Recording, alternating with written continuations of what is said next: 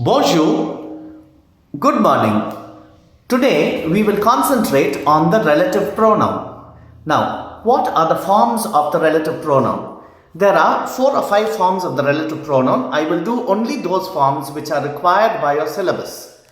Now, the first form of the relative pronoun is qui, Q-U-I. And Q-U-I will mean who, which or that. And where is QUI used? QUI is used before verbs.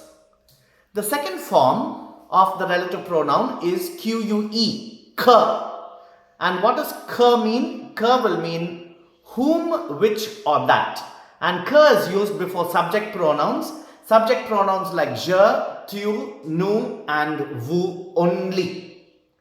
The third form of the relative pronoun is QU apostrophe. That also means whom, which or that. And QU apostrophe is used before subject pronouns beginning with vowels. That is il, l, ils and elles. It is also used before the impersonal pronoun on. So, these are the 3 main forms of the relative pronoun which you have to know. Ki, k and QU apostrophe. Then you have the next form. The next form of the relative pronoun is dont, D-O-N-T. And what does dont mean? It means of whom or whose. So, dont is used when the noun following it has the definite article before it.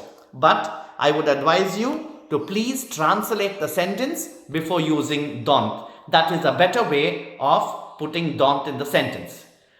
The next form of the relative pronoun, or the last form of the relative pronoun according to your syllabus, is ou grave. Ou grave, I think you know the meaning. It means where.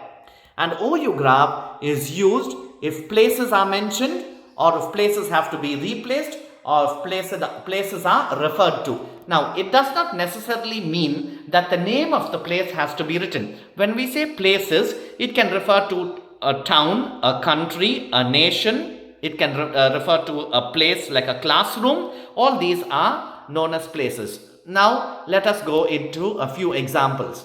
The first 3 examples are very straightforward. Mon frère qui travaille. Now, I've put QUI in the blank because travail is a verb. And QUI is used before verbs.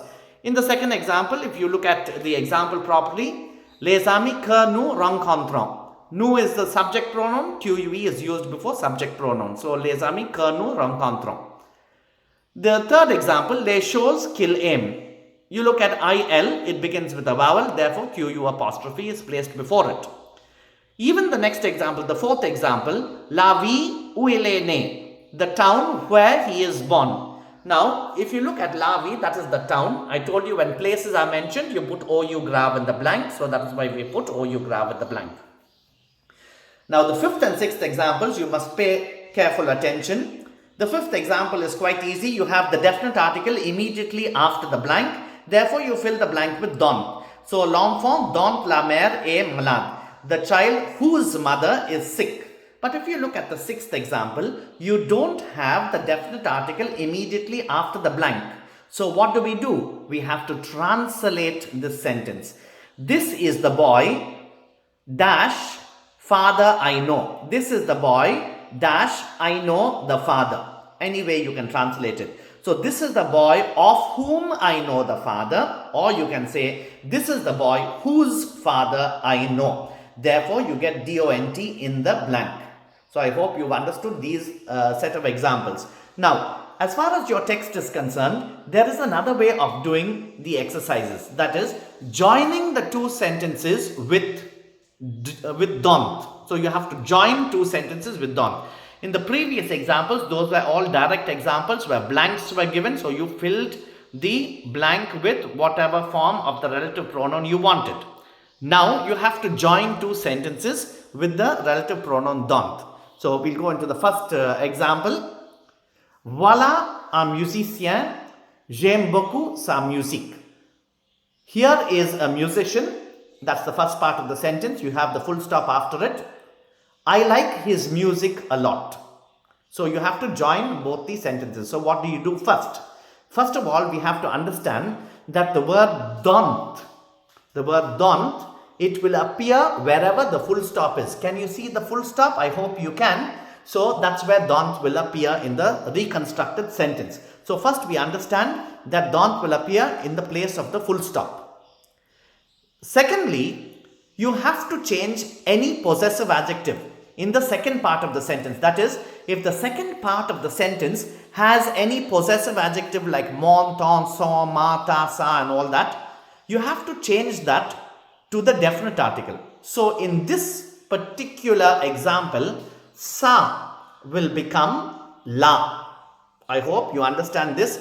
We are talking about the possessive adjective only in the second part of the sentence. So if there is any possessive adjective in the second part of the sentence, you have to change it to the definite article.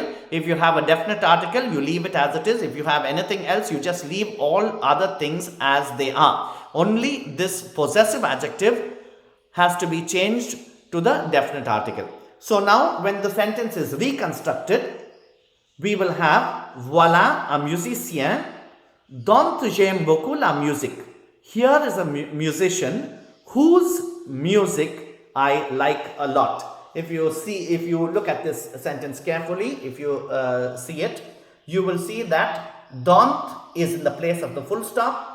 I have replaced sa music by la music, and these are the important things that you will have to look into while joining sentences with a relative pronoun.